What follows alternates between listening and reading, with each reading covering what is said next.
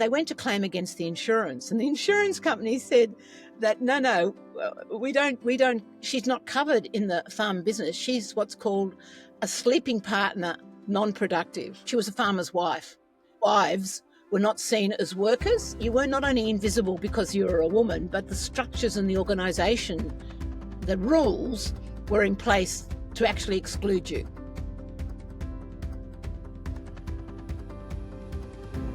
Hello and welcome to Unearth, the AgriFutures podcast, all about the people changing Australian agriculture. I'm Michael Thomson. Today is the third episode in our series about the AgriFutures Rural Women's Award, which is this year celebrating its 25th birthday. In episode 1, we heard about what life was like for rural women back in the 1980s and 90s, and the frustrations that led to the creation of the first Rural Women's Award by the ABC. Episode 2 revealed the challenges for the award winners as they juggled family and farming with their special projects. But from that came the AgriFutures Rural Women's Award Alumni Network, which is now supporting more women than ever to achieve their big ideas for rural Australia. In this episode, we'll explore the complex challenges that still exist today for rural women, despite the transformation sparked by the award. And who better to speak to about it than Cathy McGowan, farmer, economist, community leader, politician, and now board chair of AgriFutures Australia. I grew up in the Indigo Valley in northeast Victoria. My parents were dairy farmers. I became a teacher, and I was in my 20s when I decided I wanted to be a farmer. And I approached my dad and said, "How about it?" And he said, "Oh, I don't think so, really." But he gave me a go, but it wasn't going to work. So there was a whole lot of reasons why that was the case. So I set about buying my own farm, and I was 28. And my dad, he was also a farmer and a businessman, encouraged me to go along to the Victorian Farmers Federation to get involved in activities. So, which I did. I was often the only woman there. I was certainly the only single woman there, and definitely the only one who had another occupation. It was very hard. And I lacked courage because it was all old blokes, old farming guys, and I was nothing. It must have been intimidating in that environment. It was intimidating, and I was scared, and I absolutely didn't belong. And I didn't want to belong to that group. But I had some friends who were farming women, older women friends. And I said to them, how do you farm? How can I become a farmer? And from that, we grew a number of us women who are actively either involved in or had been involved. So that was my beginning. And out of that, we eventually formed an organisation called Australian Women in Agriculture. And we did it because not only that experience of being with the Victorian Farmers Federation and being a young woman, but also because all of agri-politics at the time, people talked about the farmer he. All the politics was about men. The National Party was all men. The National Farmers Federation was all men. There was no women's voices anywhere. And this was what I would now call the understanding of women's contribution to community, to farming life. We were generally called the farmer's wife, but clearly the work. But that even precluded you from having a voting right, didn't it, at the VFF? Yeah. So one of the very early things that Australian Women in Ag did was work with the Victorian Farmers Federation, because at that time, if you wanted to be a member of the VFF, there was one member per farming business, and that member was the person whose name was on the land title. So if you could imagine me as a single woman, well, I was on my own land title, but any other women, they could not, it was usually the father or the father-in-law whose name was there. So dad would go off and he'd vote at the VFF. And there was no room or no place for women. I actually did join the VFF, and eventually I got onto the governing committee, because at the time, the president of the Victorian Farmers Federation was Heather Mitchell, and she was very keen for more women to be involved because she could see the contribution they would bring. So collectively, Australian Women in Ag and the various women's organisations, we worked with the VFF to change the membership structure so that there could be actually 2 votes per business and sometimes more, which is now the way it is. And as a direct consequence of changing the voting system, the membership of the VFF changed, but so did the debate. So did more women would come along and take up leadership positions. So it's a long answer to a short question. Is not only you were not only invisible because you were a woman, but the structures and the organisation, the rules were in place to actually exclude you. And that wasn't just in the representative bodies. This was embedded into finance, insurance companies. I mean, insurance companies had a very specific term for the farmer's wife, didn't they? So that was one that when us women got together and we started talking about, well, what do you do and what happens on your farm? And one of the little stories that were told, Michael, was of one of the farming women. She was actively engaged in the farming business. And she had an accident, I think, in the shearing shed or certainly working with sheep. And she went to claim she was not able then to work in the shearing shed, like as the farmer.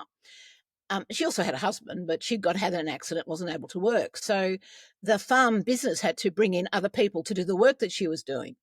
And they went to claim against the insurance. And the insurance company said that, no, we don't, she's not covered in the farm business. She's what's called a sleeping partner, non-productive.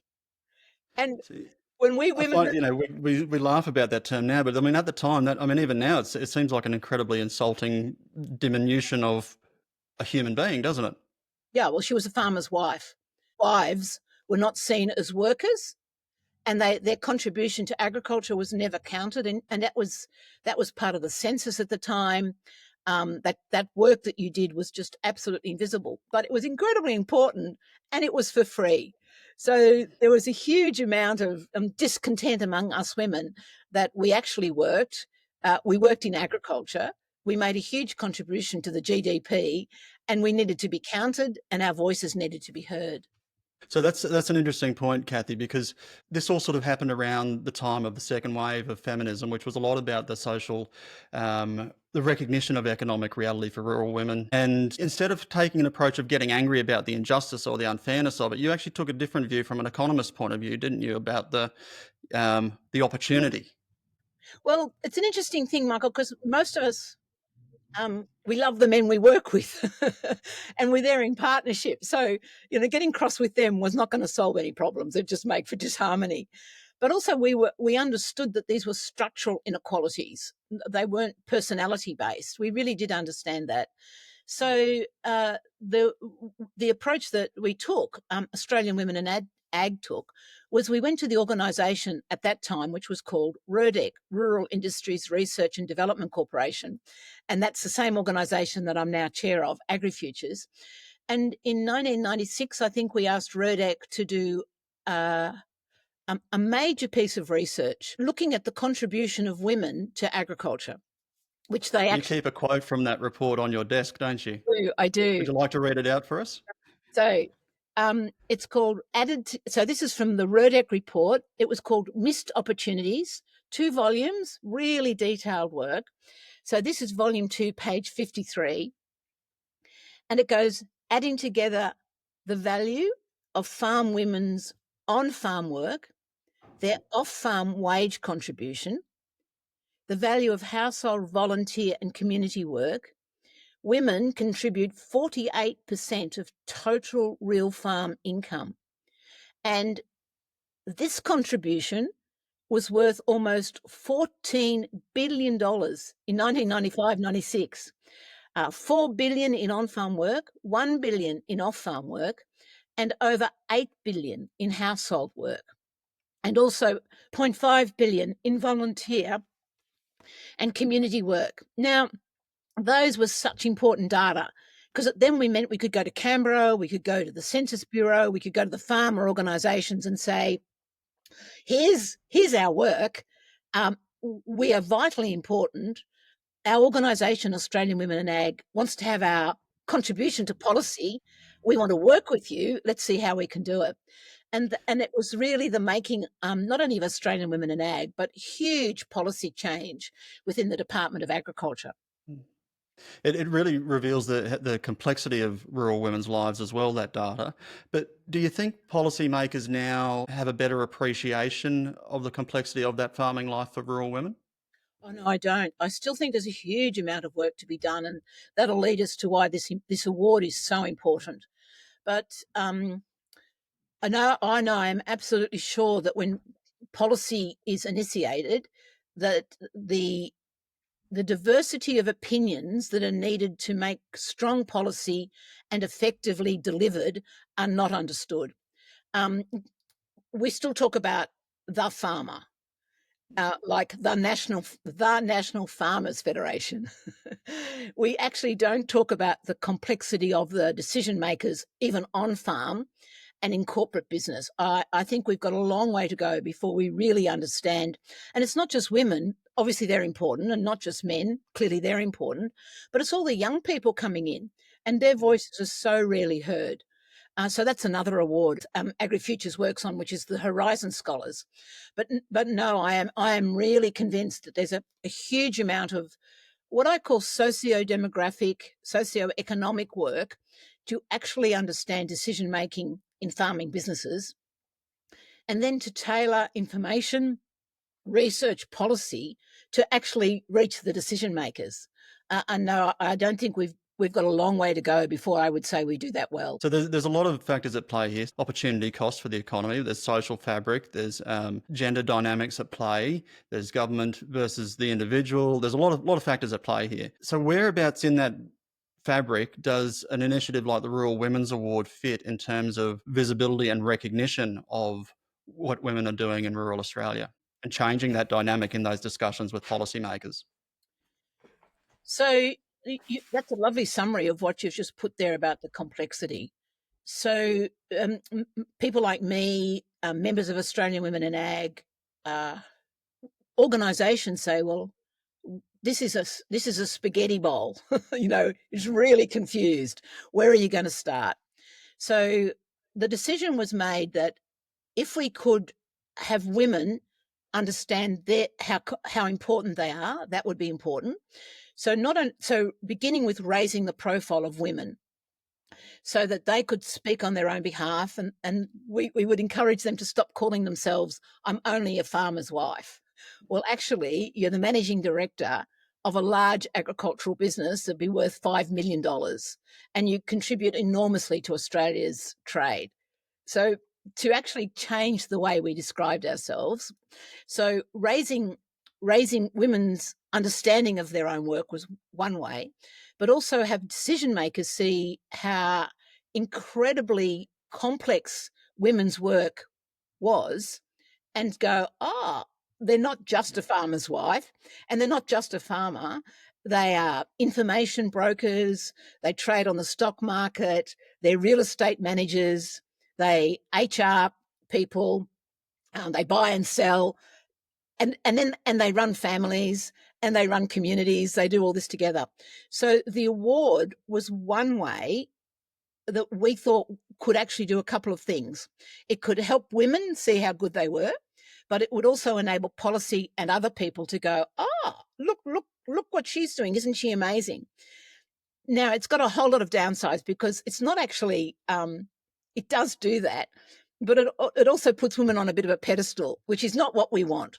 We really want to showcase the diversity and the different ways people go about managing their lives. But the award is a really essential part of women having to do the work. Like, they've got to put an application in, they've got to have a project, and then they all see each other and go, oh, you're like me, but you're really different, but we all do the same thing. And then at the same time, the media come in, the banking industries come in, government comes in and backs the award. And they then go, like, if I'm looking for a really impressive person for my board, I just met them at the Rural Industries Award. So it actually showcases their skills as well. You mentioned there about the way the award has influenced how women view themselves as well in rural Australia. I just want to go back a fraction to the 90s as the Australian Women in Agriculture initiative's underway, and we spoke earlier in the series to Lisa Palu and Edwina Close about, there were lots of things going on parallel to each other just prior to the awards getting off the ground. But you also had a bit of an epiphany in Canada, I believe. Tell Yeah, us about that. so I had a job in the Victorian Department of Agriculture, and I was what was called a rural affairs advisor. And I'd learned about Churchill Fellowships, and I was encouraged to apply for a Churchill Fellowship. So I did that and was successful in going to Canada to study how Canadian communities, and particularly women, worked with their government on policy options. So that was what I was looking at. And while I was in Canada, I was in Montreal, and I had met the French version of the Canadian Women's Organisation. I don't even know if you could imagine what French farming women look like in Canada, but they were spectacular. And they invited me to go to their gala dinner. Come along, it's going to be televised. So this is 1990. Uh, and I And this is went, on national TV. yeah, national TV. And Wow. I went. And I wasn't sure what to wear because I was traveling and I didn't have glamorous clothes. And the people I was staying with said, "Oh, no, you've got to get dressed up." So I do remember borrowing an outfit to wear. But I went, and I was just blown away by how beautiful these women were, the sophistication of them talking about agriculture. They're claiming their name as agriculturalists and watching it being televised on national television. And one of the women said, I can remember she was on stage and she says, we produce beautiful, good food. We feed the nation, in her French accent, which I can't do. And it was the definition of her work. And it was an epiphany because I had never, ever seen a glamorous Australian farming woman in the capital talking about her work and the contribution. It wasn't just feeding the world, which we farmers often talked about. No. It was making beautiful cheese and delicious gourmet food. That was what we did. So it totally reframed for me what the image was of women in agriculture and men and farming. And when I came back to Australia, we worked Australian Women in Ag. We liked the idea. We thought, a gala dinner would be a lovely idea. We could all get dressed up, and we could showcase our food. And that did coincide with the inaugural the International Conference of Women in Agriculture. And that first event was held in the Art Gallery in Melbourne under the beautiful Leonard French ceiling. We women got all dressed up. The ABC hosted it. So we had the national coverage. We had theatre, we had art, we had music, and we had an award. Debbie Teeley won the initial ABC award. So yeah, it was the making of us. We really could see us as women, and we weren't men. We didn't want to be like the blokes. They do their job and they do it really well. But we weren't the iconic farmers' wives. Yeah, you really flipped the script on the perception of who a rural woman is. We did. A woman in agriculture. We really did. Yeah. Yeah. And so, but it's not just about the recognition question either, is it? It's also a vehicle for capacity building. Why was it important to join those two elements together? So there was a huge gap in the middle between women in ag and what we were good at doing, and our ability to influence, I'm going to say policy, like let's say trade policy, or at that time it was the GST. So we knew that if the GST was going to be introduced to farming businesses, it would be us women mostly who would be mostly doing the book work, and we would have to do the work. So Australian Women in Ag, we thought, well, we need to talk to the Department of Ag, but we need to talk to Treasury, that if they're doing training programs, they need to actually work with women to do this. Teaching the blokes is not going to be very useful. So we went to Canberra, but we realised that we just couldn't go and talk to Treasury. You just can't, turn up. So we arranged for some of our members of Parliament, Judith Troth was a senator, to come and talk to us and explain to us how you actually work with Treasury officials, how you do a brief, how you present a policy outline so that you get a yes answer. So not only Judith Troth, but some of the other members of Parliament were really influential in explaining to us how that system worked. So the capacity building, it was very specifically targeted to the issues that we knew about, and we wanted to actually influence policy. So it wasn't just talking to Treasury, we also had to go to the NFF and explain to the NFF, Rick Farley at the time, that they had the contract to deliver the GST workshops. And we said, well, Rick, it's not going to work if you only work with the blokes. You've actually got to have families come together, and you've got to have the young people doing this. And organisations like Australian Women in Ag, we can work in partnership with you. So we actually had to learn the skills of working in partnership with the National Farmers Federation. What were there, how did they work, and who were the people, and where were the opportunities to work with different committees? So there was a huge amount of capacity building. And the wonderful thing, it was always related to issues and topics that the women themselves had a huge amount of knowledge about. And those skills and that development has continued to this day. And I love to see it when the award happened in Canberra. We have days on either side where capacity building, and now much more formal public speaking, marketing, all those sort of skills are brought into play. One of the themes that's come out in the series on the Rural Women's Award has been that of the notion of local action for national impact. And you're a big believer in local groups as a driver for change, aren't you? Oh, yeah. Well, and I saw it through Australian Women in Agriculture. We would have local groups.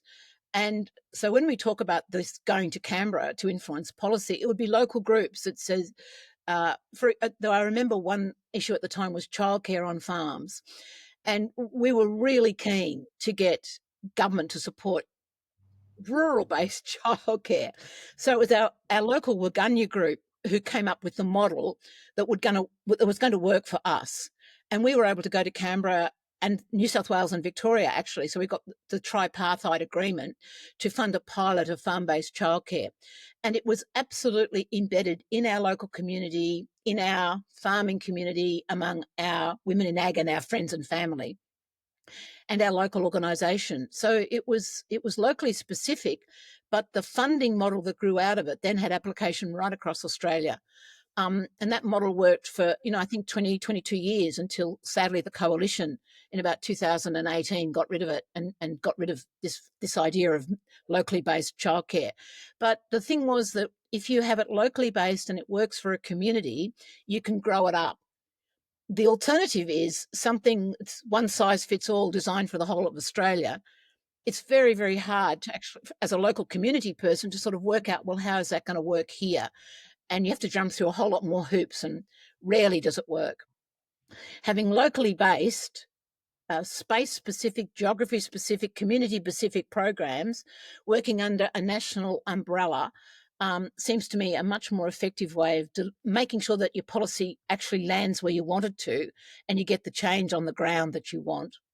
There's a little gap in between, though, isn't there, between the Rural Women Award recipients doing their local thing and their great projects, and then the big national vision. The alumni network sort of somehow fit in between them. There's like a sideways movement of this peer-to-peer knowledge sharing where people can take and adapt an idea, can't they, to their own local networks, or have some support in adapting an idea.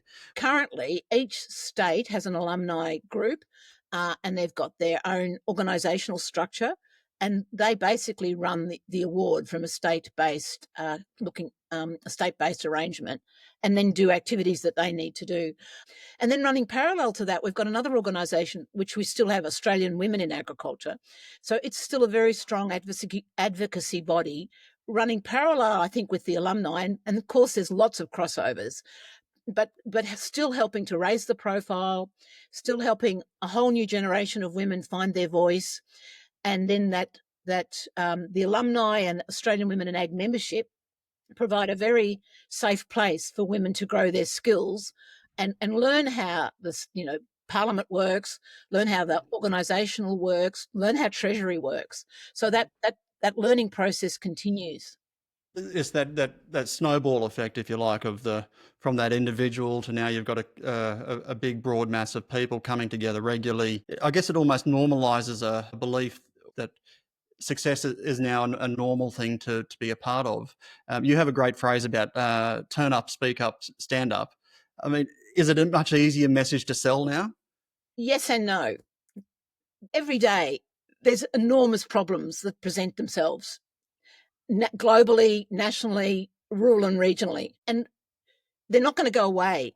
And if rural and regional Australia, and ag in particular, is going to address these problems, reach its potential, be profitable, be sustainable, bring newcomers to it, it's going to require all of us to step into that space. And it changes every day. So you can't sit back and say, oh, the job's done. You've actually got to be saying, oh, I actually do need to speak up. I have an insight into this issue that could help. And I'm actually going to step up into the job of president, secretary of the organisation. And whichever, it could be school, it could be childcare, it could be a farm organisation. And I'm going to use my voice to influence the way ahead. So I don't think that work is ever going to finish. So every time I go to the awards in Canberra or I meet with the Young Horizon scholars, I really want to stress that if not you, who is going to step into this space? And if not now, when are you going to do it? Like, there's never going to be a good time. You're always going to have lots of other competing interests. But if your voice is not there, then your voice is not there. And there's nobody else going to go, oh, Cathy McGowan's not here, I'll speak for Cathy. Or there's no other young people who know what I know. So that's why the work that AgriFutures does in supporting capacity building is so important, but I don't think it's ever going to finish. And I think more and more the need to connect and network, because through the networking, you can see, oh, this person over here is doing this work. I don't need to do that, but I can see my skills will help here, or I'm a nurse, educator, I could do this, or I'm a communicator, I could do that. And then the cross-generational work between the rural women and the Young Horizon scholars all coming together. I think that's when we're going to get the really strong alignment of all of us working in alignment.